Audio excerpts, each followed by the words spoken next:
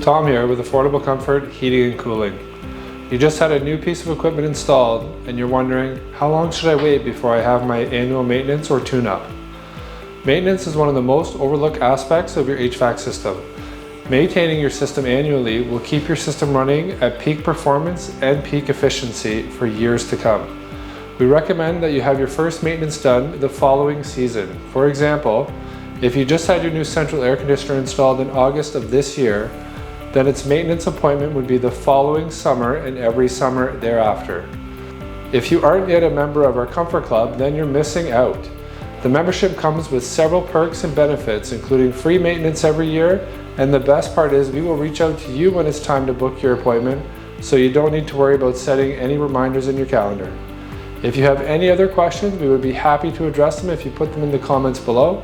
We look forward to working with you soon. Take care.